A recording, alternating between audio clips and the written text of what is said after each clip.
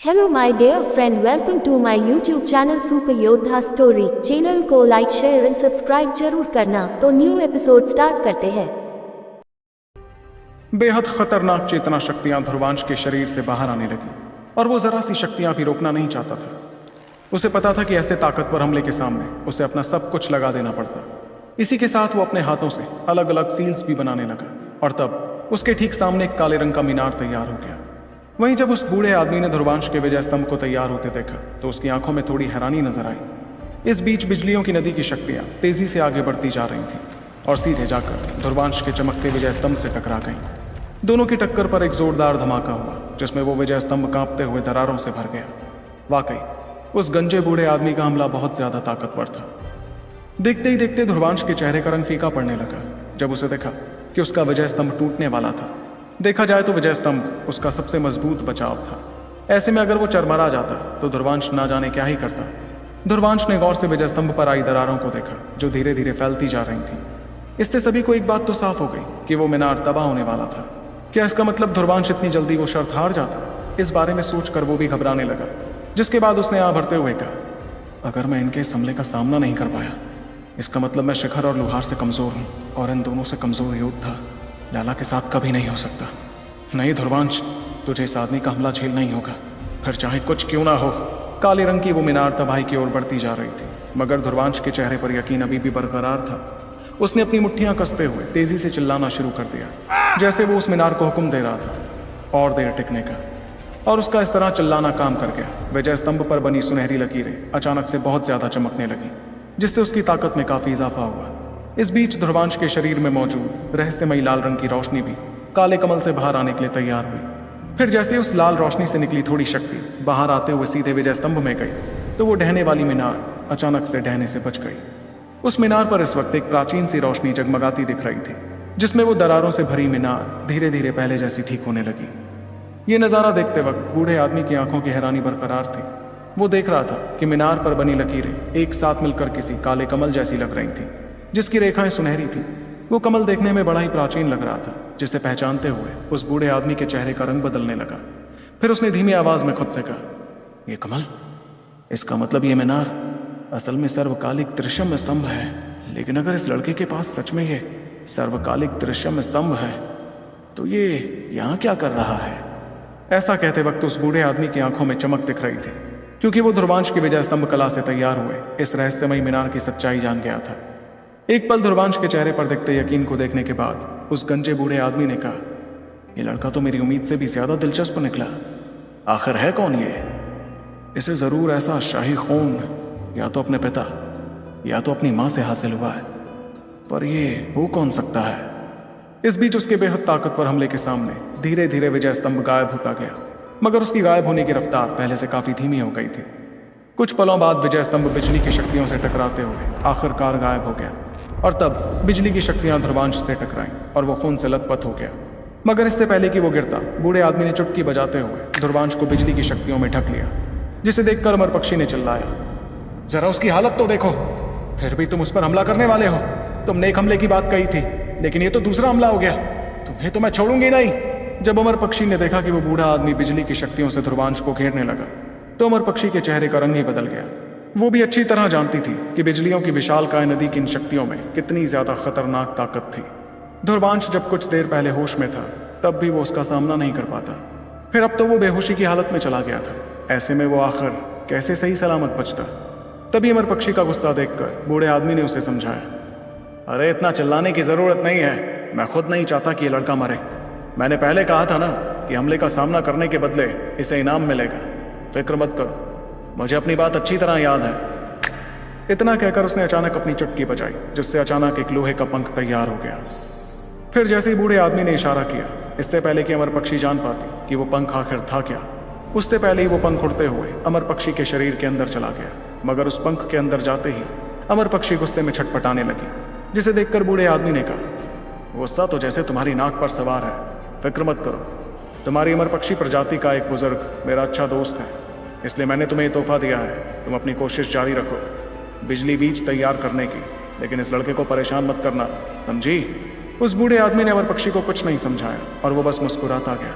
उसके बाद वो पीछे मुड़कर धीरे धीरे वहां से जाने लगा। अमर पक्षी ने भी देखा कि वो बूढ़ा आदमी किस तरह गायब हो गया, मगर वो तो अपने दांत पीसती रही। उसके बाद उसने फिक्र भरी नजरों के साथ ध्रुवांश की तरफ देखा, जो फिलहाल बिजली की शक्तियों के अंदर कैद था।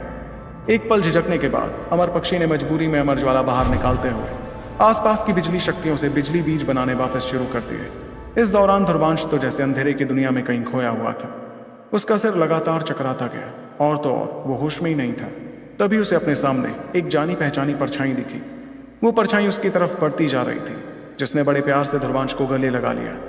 जब ध्रुवांश उस परछाई से गले लगा तो इस पहचाने स्पर्श को महसूस करते ही एक पल के लिए तो वो सहम गया। ऐसा इसलिए क्योंकि वो स्पर्श असल में उसकी माँ का था। इस एहसास के चलते ध्रुवांश काफी जज्बाती हो गया और कहने लगा, माँ।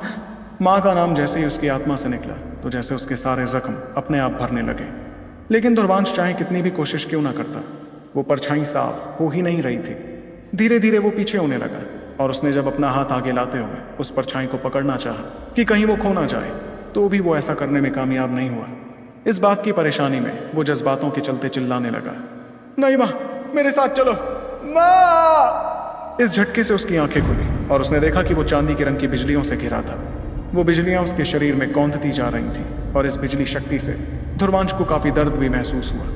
दर्द का यह सिलसिला चलता रहा और चाहे ध्रुवांश कितनी भी कोशिश क्यों ना करता, यह सिलसिला रुकने का नाम ही नहीं ले रहा था। इसलिए वो दर्द के मारे अपने दांत पीसते हुए बिजलियों को बहते हुए महसूस करता गया। कुछ पलों बाद उसे अपने हाथों में एक कागज नजर आया जिसे वो पकड़े हुए था। मुझे तो याद नहीं कि बेहोश होने से पहले मैंने कोई कागज पकड़ा था। एक मिनट, कहीं इस बूढ़े आदमी ने तो ये कागज मेरे पास नहीं छोड़ा। ध्रुवांश ने अपनी चेतना शक्तियां इस्तेमाल करते हुए उस कागज को पढ़ना चाहा। तब उसके दिमाग में दिखाई देने लगा, बिजली देव शरीर, एक स्वर्ण चेतना कला। ये पढ़ते ही ध्रुवांश काफी हैरान हुआ और वो दोबारा अपनी आंखें बंद करके अपने शरीर के अंदर झांकने लगा। तब उसे देखा कि उसके शरीर के अंदर का हरा हिस्सा चांदी के रंग का होने लगा था और इन हिस्सों में बिजलियां कौंधती हुई दिख रही थी। भले ही ध्रुवांश को बेइंतहा दर्द सहना पड़ रहा था, लेकिन उसे अपने शरीर में एक अजीब सी मजबूती भी महसूस हो रही थी।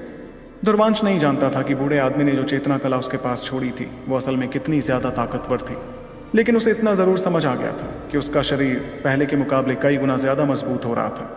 इस बात से वो काफी हैरान भी हुआ। ऐसा इसलिए क्योंकि सभी तरह की चेतना कलाओं में सबसे अनोखी चेतना कलाएं वही होती थी जो शरीर में बदलाव ला सके, यानी शरीर को मजबूत या लचीला या फिर उसे बदलने में मदद कर सके। और तो और ध्रुवांश को इनाम के तौर पर जो शरीर बदलने वाली चेतना कला मिली थी वो स्वर्ण चेतना कला थी। तभी ध्रुवांश ने धीमी आवाज में कहा, भले ही वो आदमी मुझे बहुत दर्द पहुंचा कर गया, लेकिन उन्होंने इसकी भरपाई तो बढ़िया तरीके से की है। इतना कहकर ध्रुवांश ने अपना ध्यान नहीं भटकाया और वो तेजी से इस चेतना कला को अच्छी तरह सीखने लगा। चेतना कला सीखने का ये सिलसिला अगले 3 दिनों तक चलता रहा। 3 दिन बाद बिजलियों ने उसके शरीर को ऐसा बना दिया था कि अब तो उसकी शक्तियों में भी थोड़ी शक्तियां बिजली की होती। लेकिन उस चेतना कला को अच्छी तरह सीखने की हजारों कोशिशों के बाद ध्रुवांश को एक और बात समझ आई थी। इस बारे में सोचते हुए वो धीमी आवाज में कहने लगा, खामखा इतना खुश हो गया था। बुजुर्ग ने मुझे जो चेतना कला दी है वो तो अधूरी है, ऐसे में मैं इसे पूरी तरह कैसे सीख पाऊंगा। हाथ आई भी तो अधूरी चीज, कोई बात नहीं, कुछ ना मिलने से तो यही सही।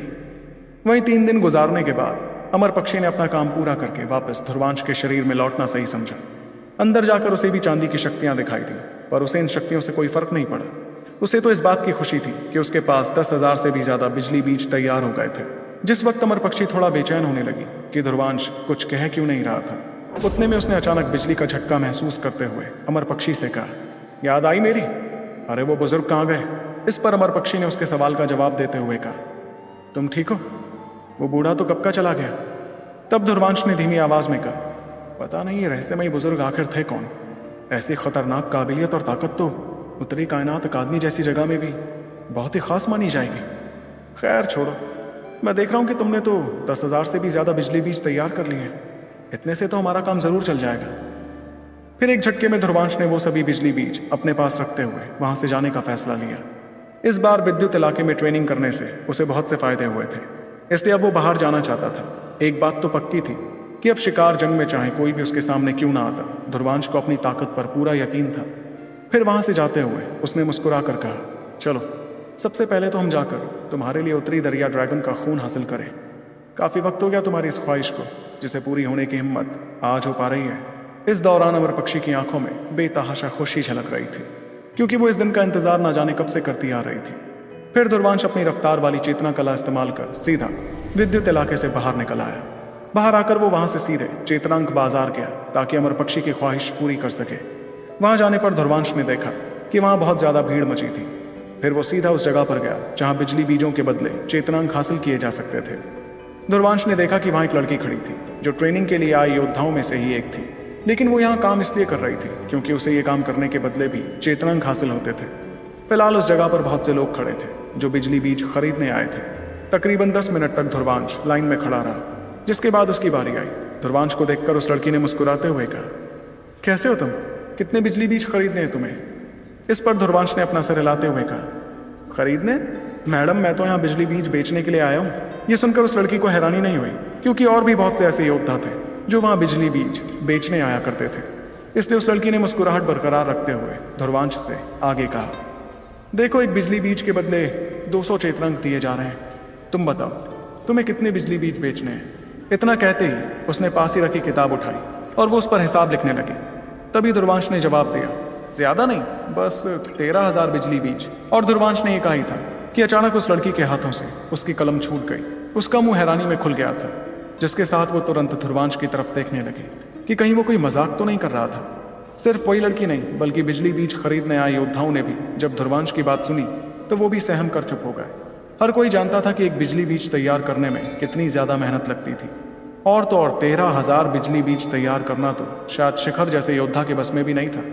जब ध्रुवांश ने सभी के चेहरे पर दिखती हैरानी को देखा तो उसने किसी से आगे कुछ नहीं कहा, बल्कि अपना हाथ लहराते हुए बिजली के ढेर सारे बीज बाहर निकालने शुरू किए जो उस लड़की के पास इकट्ठा होते गए। चेतनांक के उस बाजार में आसपास मौजूद भीड़ का शोर अचानक से एक अजीब सी खामोशी में बदल गया था। हर किसी की हैरत भरी निगाहें उस लड़की के पास बिखरे बिजली बीजों को ही देखती जा रही थी। 10,000 से भी ज्यादा बिजली बीज, वो भी एक साथ। किसी ने भी इतनी बड़ी रकम कभी एक साथ नहीं देखी थी। वहीं ध्रुवांश ने तो सभी की नजरों को नजरअंदाज कर मुस्कुराते हुए उस लड़की से कहा, ये लीजिए 13,000 बिजली बीज। आपके मुताबिक इनकी कीमत तो 26 लाख चेतनांक होगी ना? चलिए, मैं रुका हूँ, आप ये बिजली बीज इकट्ठा कर लीजिए और वो रकम मुझे थमा दीजिए। शुक्रिया। तो क्या होगा जब प्राचीन अमर पक्षी को मिल जाएगा उत्तरी दरिया ड्रैगन का खून? क्या वो शक्तिशाली होकर भी ध्रुवांश के साथ ही रहेगी, या फिर उसका और ध्रुवांश का साथ का सफर यहीं तक होना था? जानने के लिए सुनते रहिए सुपर योद्धा।